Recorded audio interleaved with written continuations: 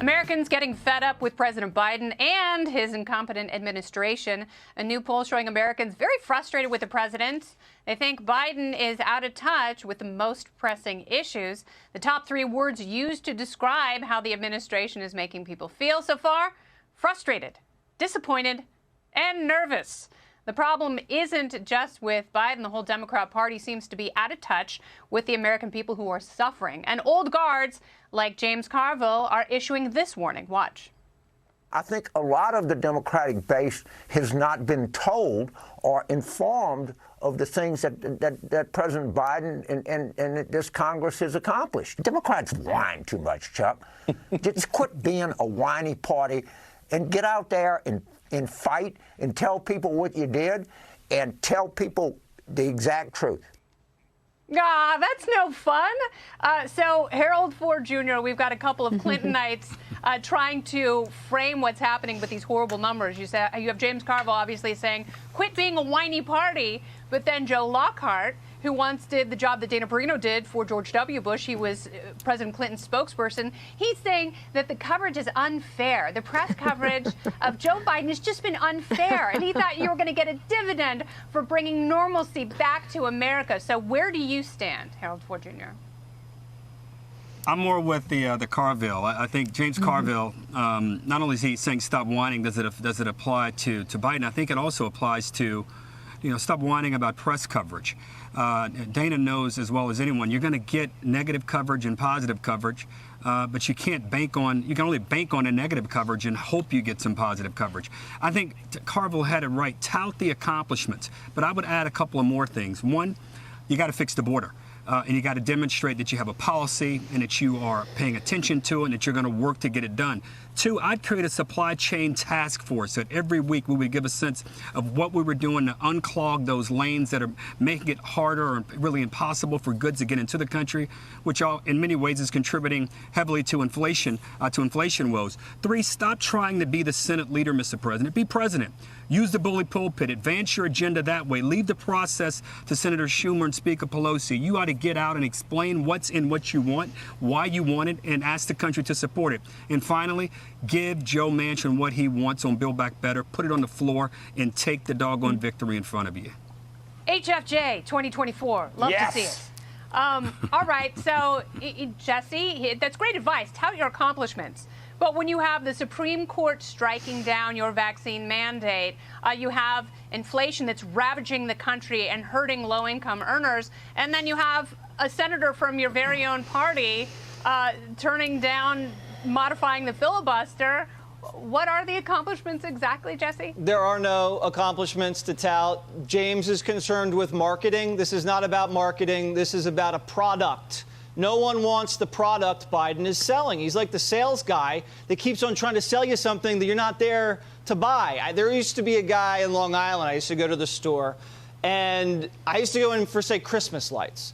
He'd be like, Mike, where are the Christmas lights? What aisle?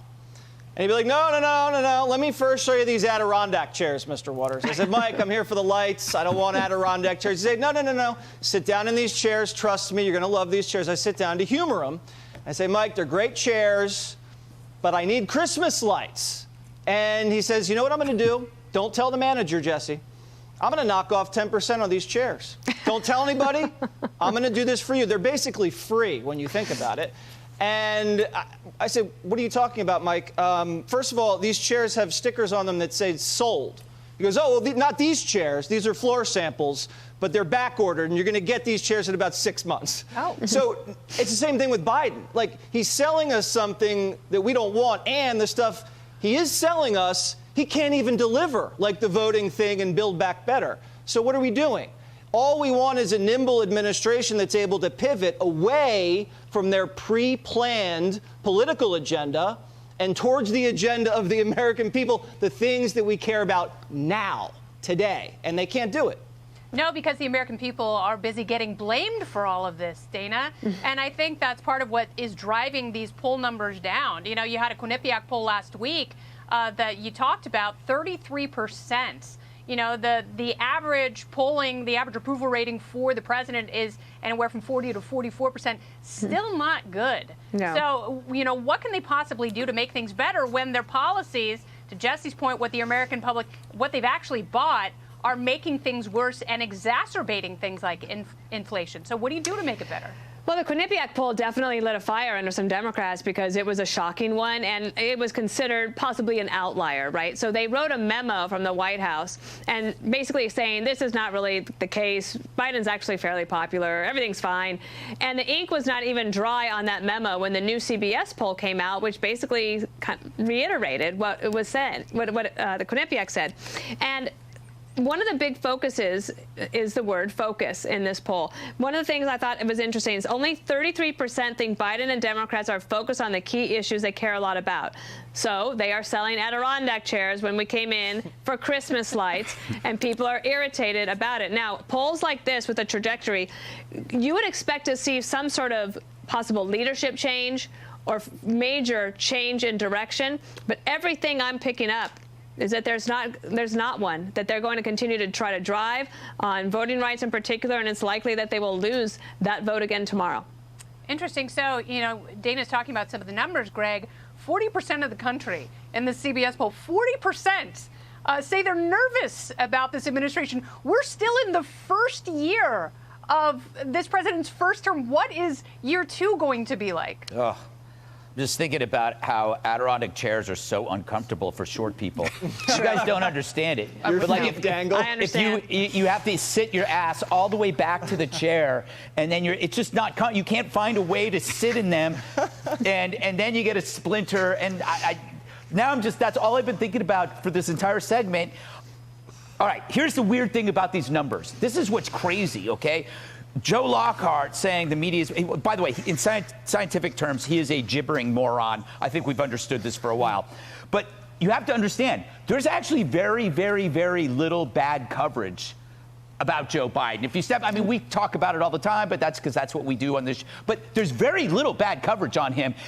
But it's not necessary because his ineptitude and decrepitude has become part of mainstream culture. It's like you don't have to talk that bad about him. You don't have to criticize because it's kind of been understood that this is kind of what we're stuck with. And it's and the saddest part about it is, and I'm beating a dead horse here, quite literally, Joe put wokeism before the welfare of the country. You have some really, really, really big issues here, whether it's crime, fentanyl poisoning, inflation, COVID, the border.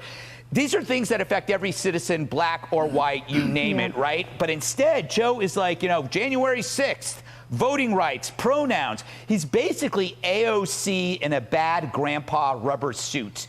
And we did get sold like some bad Adirondack chairs. I think the best advice for the Dems, besides running Herald 2024, is to develop a few more tools than race politics and woke apologism, right? The issues are sitting there, man. The Republicans are generally slow. If you can beat them to it, but you got to let go of this stuff. The symbolic CYA social justice, the energy they put into that could power a small city, a nauseating small city like Portland. Yeah, and they can all go live there. Have a great time. Yes.